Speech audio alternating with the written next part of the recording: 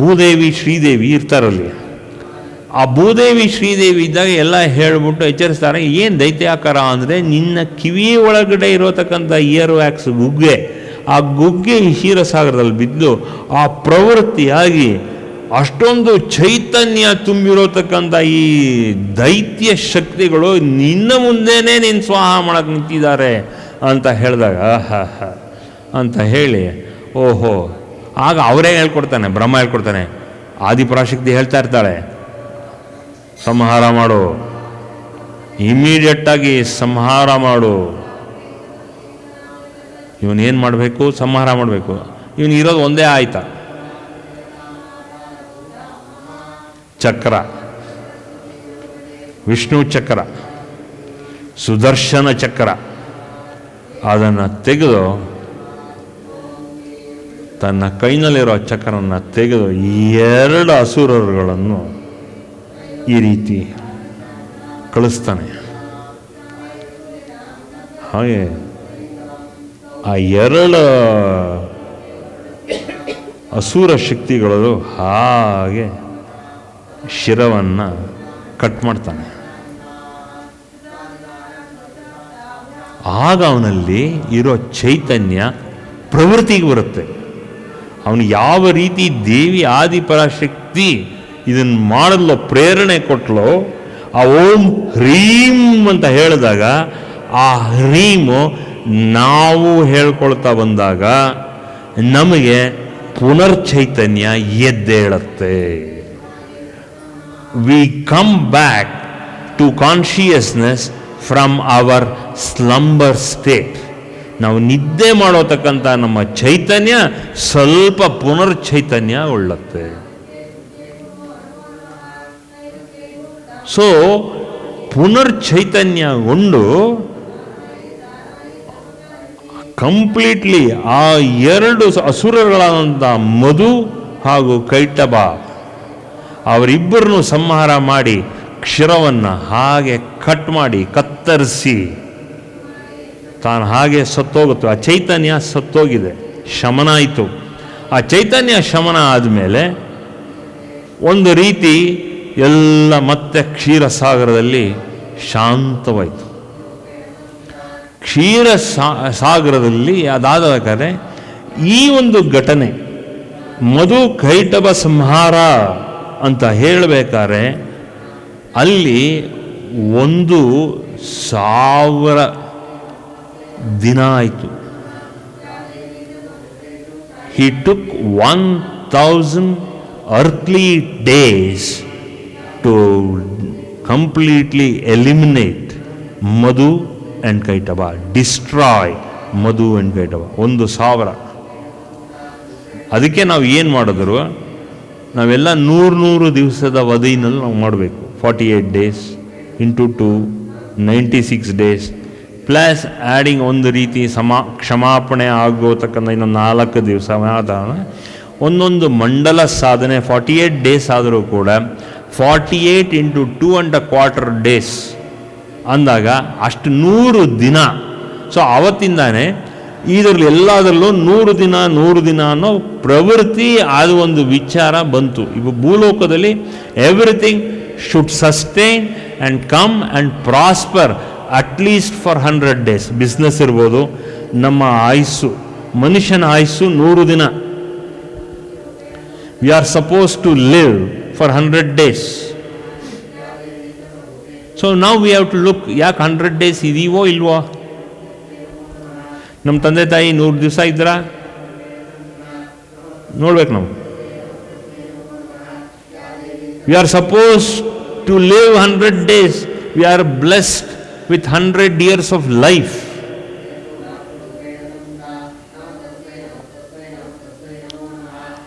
ಈ ಪ್ರತೀತಿ ಏನು ಬಂತು?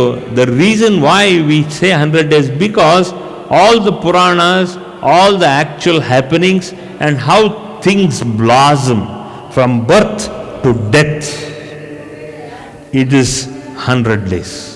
100 days cycle. ಅದಕ್ಕೆ ಏನೇ ವಿಚಾರ ತಗೊಳ್ಳಿ, if you look at some disease which is manifesting and that they say as a peak period of 100 days. 100 divided by 3. Inception is the 30 days.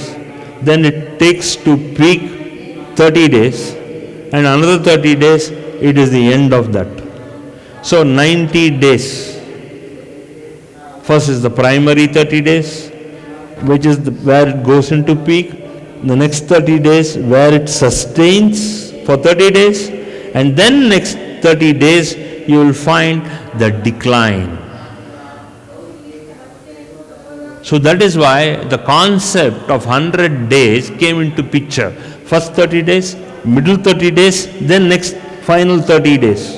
ಅದಕ್ಕೆ ಯಾವ್ದಾದ್ರು ಪಿಕ್ಚರ್ ನೋಡಿದ್ರು ಕೂಡ 90 ಡೇಸ್ ಓಡ್ತು, 100 ಡೇಸ್ ಹೋಯ್ತು ಅಂತ ಎಲ್ಲರೂ ಕೊಂಡಾಡೋದು ಯಾಕೆ ಅಂದರೆ that is a kind of a table. Even the Puranas have talked about this 100 days cycle, not a cycle, 100 days the life from inception to destruction. This is 100 days. ಇದೇ ಇದು ಪಾಯಿಂಟಲ್ಲಿ. This is what we should understand. Anyway, so ಈ ರೀತಿ ಮಧು ಕೈಟಭರ ಸಂಹಾರ ಮಾಡಿ ಮತ್ತೆ ಇವನೇನು ಮಾಡ್ದ, he took another some time. Let us say he took another 100 days to recoup his energy back again because he was already in deep slumber. ಆ ರೀತಿ ಗಾಢ ನಿದ್ದೆನಲ್ಲಿದ್ದ ವಿಷ್ಣು. ಆ ನಿದ್ದೆ ಆದಮೇಲೆ ಕೈಟಭ ಅಂದರೆ ಮಧು ಕೈಟಭನ ಸಂಹಾರ ಮಾಡೋಕ್ಕೆ ಇನ್ನೊಂದು 100 ದಿವಸ ತಗೊಂಡ. ಇನ್ ಪುರಾಣ it says 1000 earthly days, 1000 earthly days and 1000 earthly nights. We'll forget that scale. ಈಗ ನಮ್ಗೆ ಅರ್ಥ ಆಗಿ ನಮಗೆ ಮನಸ್ಸಿಗೆ ಮತ್ತು ಬುದ್ಧಿಗೆ ಇಟ್ಕೋತಕ್ಕಂಥದ್ದು ಏನು ಅಂತ ನೋಡೋಣ. 100 days is, we can imagine that. We can have a reference. So Madhu Kaitabha ಸಂಹಾರ ಮಾಡಾದ್ಮೇಲೆ ಇನ್ನೊಂದು 100 ದಿವಸ ಸ್ವಲ್ಪ ರೆಸ್ಟ್ ತೊಗೊಂಡ. ನಾವು ತುಂಬ ಪ್ರೆಷರ್ ಗೀಜರ್ ಬಂದಾಗ ನಾವು ಒಂದು 3 ದಿವಸ ರಜಕ್ಕೆ ಹೋಗ್ತೀವಲ್ಲ, ಅಲ್ಲಿ ಹೋಗ್ತೀವಿ ಇಲ್ಲಿ ಹೋಗ್ತೀವಿ. ರಜಾ ಹೋದರೂ ದುಡ್ಡು ಖರ್ಚು ಮಾಡಬೇಕು ನಾವು, ಅಲ್ಲಿ ಹೋದರೂ ದುಡ್ಡು ಖರ್ಚು ಮಾಡಬೇಕು. ಸುಮ್ಮನೆ ಹೋಗ್ತೀವ, ನಾವು ಟ್ರೈನು ಬಸ್ಸಲ್ಲಿ ಹೋಗಲ್ಲ, ನಾವು ಪ್ಲೇನಲ್ಲೇ ಹೋಗೋದು, ಅದಕ್ಕೂ ದುಡ್ಡು ಖರ್ಚು ಮಾಡಬೇಕು ಅಲ್ವೇ?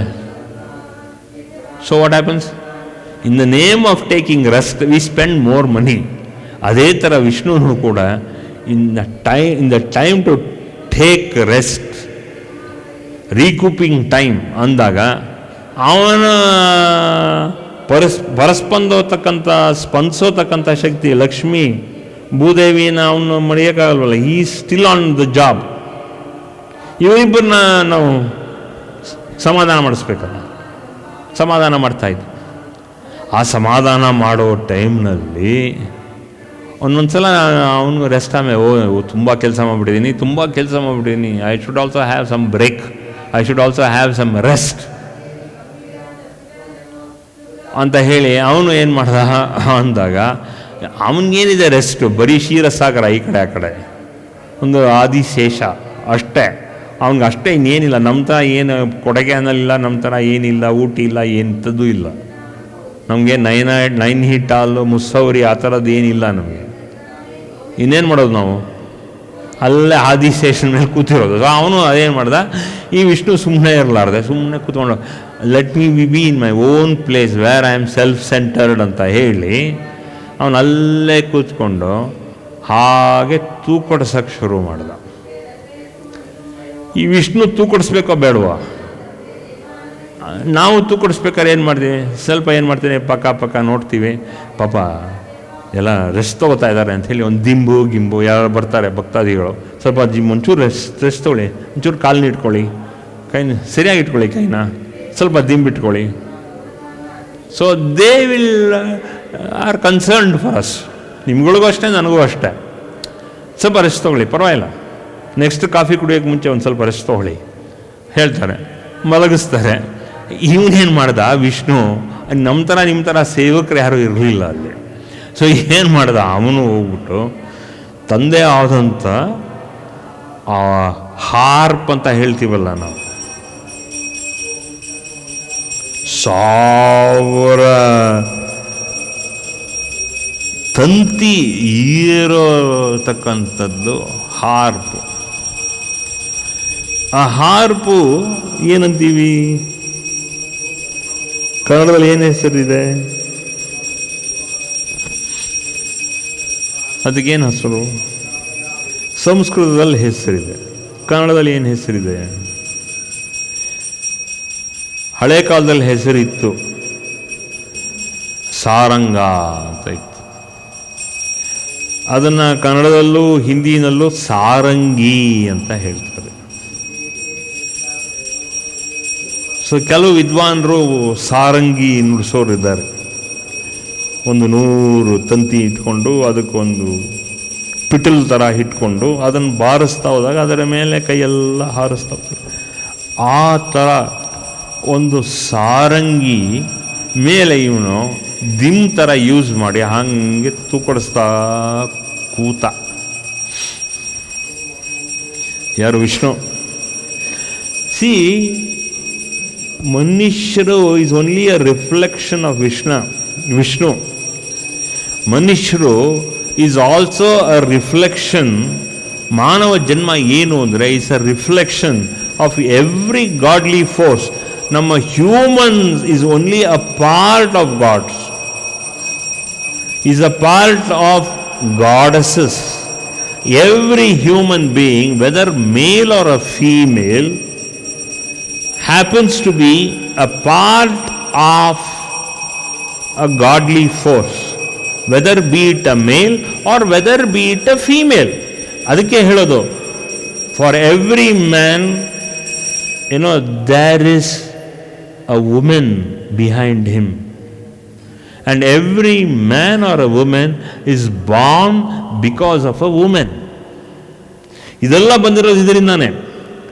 ಇದೇ ರೀತಿ ವಿಷ್ಣು ಈ ಕಡೆ ಈ ಎರಡು ಅಂದರೆ ಪ್ರತಿಸ್ಪಂದಿಸೋತಕ್ಕಂಥ ಶಕ್ತಿಗಳು ಜೊತೆಗೆ ಬ್ರಹ್ಮ, ನಾಭಿನಲ್ಲಿರೋತಕ್ಕಂಥ ಬ್ರಹ್ಮ, 3 ಜನ ಸೇರಿ ಆದಿಪರಾಶಕ್ತಿನ ಕರ್ಕೊಂಬಂದರು.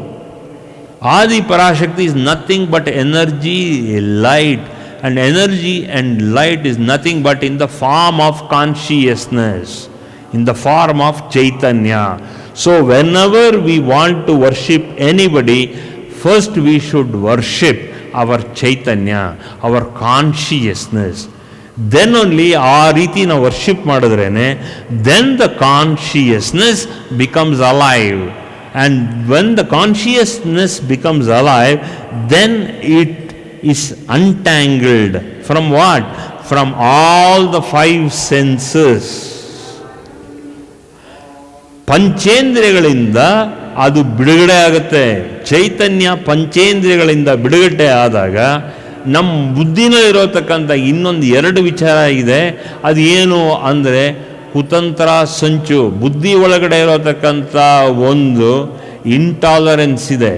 ಏನು ಇಂಟಾಲರೆನ್ಸ್? ಬುದ್ಧಿ ಒಳಗಡೆ ಇರೋತಕ್ಕಂಥ ಕುತಂತ್ರ ಸಂಚು, the cunning and the scheming mind. Every man has got different ways of exhibiting himself to other people and to God. So what happens is the conniving and the exhibiting, the conniving and the cunning mind, he should take it out when he handles human beings, more so when he wants to propitiate God and godliness. Then only that godliness qualities comes to everybody. ದೇವರು, ದೇವತಾ ಸ್ಪಂದನಗಳು, ದೇವತಾ ಗುಣಗಳು ಎಲ್ಲ ನಮಗೆ ಬರೋದು ಯಾವಾಗ ಅಂದರೆ ನಮ್ಮ ಒಳಗಡೆ ಇರೋ ಇಂದ್ರಿಯಗಳನ್ನು ನಾವು ಕಳಚಿಸ್ಬೇಕು. ಹಾಗೂ ನಮ್ಮ ಬುದ್ಧಿನಲ್ಲಿರೋತಕ್ಕಂಥ ಒಂದು ಇನ್ನೋಸೆಂಟ್ ಮೈಂಡನ್ನು ಸ್ಥಾಪನೆ ಮಾಡಬೇಕು. ಬುದ್ಧಿನಲ್ಲಿರೋತಕ್ಕಂಥ ಕುತಂತ್ರ, ಬುದ್ಧಿನಲ್ಲಿರೋತಕ್ಕಂಥ ಸಂಚು, ನಮ್ಮಲ್ಲಿ ಇರೋತಕ್ಕಂಥ ಆ ಕ್ಲೆವರ್ ಅಂತ ಅಂದ್ಕೊಳ್ಳೋತಕ್ಕಂಥ ವಿಚಾರಗಳನ್ನೆಲ್ಲ ನಾವು ಬಿಟ್ಟು ದೇವ್ರ ಮುಂದೆ, ದೊಡ್ಡವರುಗಳ ಮುಂದೆ, ಗುರುಗಳ ಮುಂದೆ ನಾವು ಅದು ಬಿಟ್ಟರೇನೆ ನಮಗೆ ಆ ಪರಿಪೂರ್ಣ ಎನ್ಲೈಟನ್ಮೆಂಟ್ ಬರೋದು. ನೆನ್ನೆ ಹೇಳ್ದಂಗೆ ಮೈಸರ್ಲಿನೆಸ್ ಬಿಡಬೇಕು, ಜುಗ್ತನ ಬಿಡಬೇಕು. For more satsangs from Sri Sri Nimishananda Guruji, subscribe to this channel. Click the bell button below to get notifications. Like and share the video and spread the divine message.